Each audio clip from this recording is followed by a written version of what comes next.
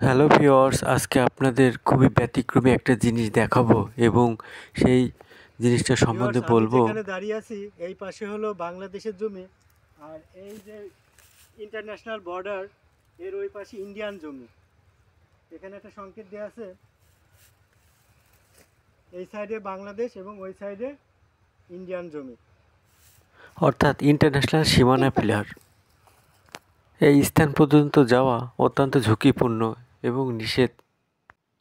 এটি হলো বাংলাদেশ বর্ডার গার্ডের ওয়াচ টাওয়ার।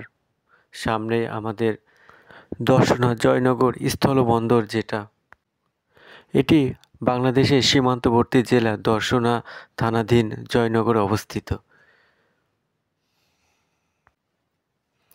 এই রেল ট্র্যাক দিয়ে কলকাতা টু ঢাকা মৈত্রী এক্সপ্রেস, যেটা যাত্রীবাহী কলকাতা থেকে ঢাকায় যাওয়া আসা করে, এবং এই রেল ট্র্যাক দিয়ে দেশের বিভিন্ন প্রান্তে বিভিন্ন মালবাহী রেলগুলো যায় এবং আসে।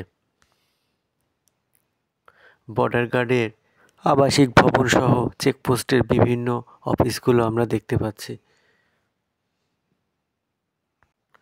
এখন উভয় দেশের ভিসা জটিলতার কারণে লোক সমাগম অনেকটাই কম দেখতে পাচ্ছি।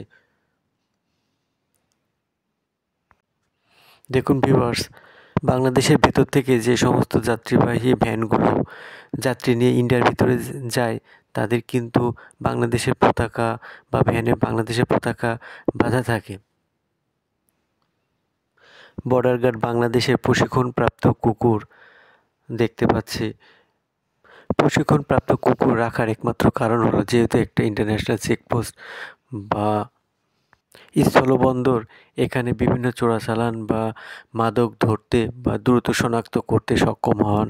এই জন্য তারা প্রশিক্ষণপ্রাপ্ত কুকুর সবসময় কাছে রাখেন এবং সেগুলোকে বিভিন্ন জায়গায় নিয়ে বেড়ান। যেহেতু এটা একটা সিক্রেট এরিয়া, এখানে সব জায়গায় ভিডিও বা ক্যামেরা করা নিষেধ। পূর্ববর্তীতে যখন এসেছিলাম তখন আমরা ইন্ডিয়ার কাছাকাছি বা ঠিক কাঁটাতারের কাছাকাছি আমরা দেখেছিলাম নিজে। এখন ভিউয়ার্স দেখাতে পারছি না, যেহেতু এখন জটিলতা বা জটিল একটা প্রক্রিয়ার কারণে ওই পর্যন্ত যাওয়া নিষেধ আছে। এই রেলওয়ে ট্র্যাকটি সরাসরি ইন্ডিয়ার ভিতরে চলে গেছে।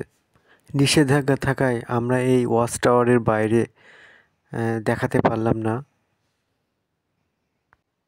এই রোডটি ধরে ভ্রমণকারীরা পায়ে হেঁটে অথবা ভ্যানে বা স্থানীয় ভ্যান বা রিক্সায় চড়ে ইন্ডিয়ার ভিতরে যায় এবং বাংলাদেশের ভিতরে আসে।